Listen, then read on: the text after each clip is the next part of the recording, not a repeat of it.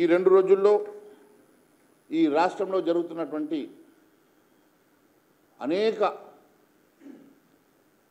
కుంభకోణాలను ఒక్కటిగా బయటకు తీయబోతున్నాం.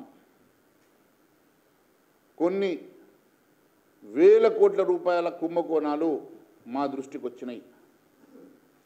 ఒక్కటిగా ఈ కుంభకోణాలను రుజువులతో సహా బయటపెట్టబోతున్నాం.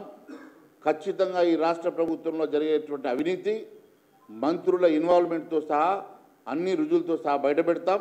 ఖచ్చితంగా ఒకరొకరిని మరి ప్రతి వారం మీకు ఒక కొత్త కుంభకోణాన్ని మీ ద్వారా ప్రజల దృష్టికి తీసుకెళ్తాం. Bharatiya Janata Party floor leader Maheshwar Reddy గారు చౌకబారు ఆరోపణలు, బ్లాక్మెయిల్ రాజకీయాలు చేయడం మానుకోవాల్సిందిగా మీకు ఈ సందర్భం కోరుతా ఉన్నాం.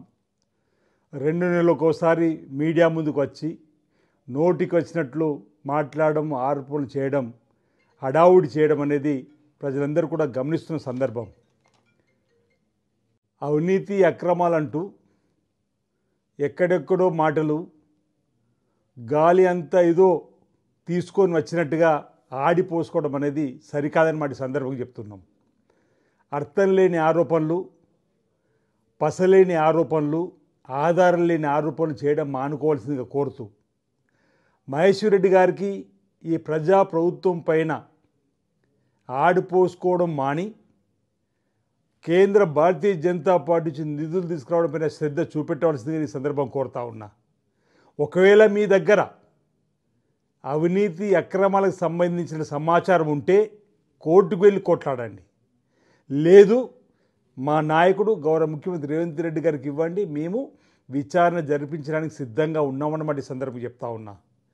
ఓవైపు 7.5 లక్షల కోట్ల అప్పుతో ఈ ప్రభుత్వం అధికారంలోకి వచ్చిన నాటి నుంచి ప్రతినిత్యం 18 గంటలు మా గౌరవ ముఖ్యమంత్రి రేవంత్ రెడ్డి గారు కష్టపడుతూ మంత్రులను సమన్వయపరుచుకుంటూ గౌరవ మంత్రులతోటి అరే గాడిలో ఈ ప్రభుత్వాన్ని పెడుతుంటే మీరు తిన్నది అరక్క ఈ విధంగా ఆరోపణలు చేయడం ఎంతవరకు సబువని ఈరోజు నేను వారిని మహేశ్వర్ రెడ్డి గారిని సందర్భం అడుగుతా ఉన్నా.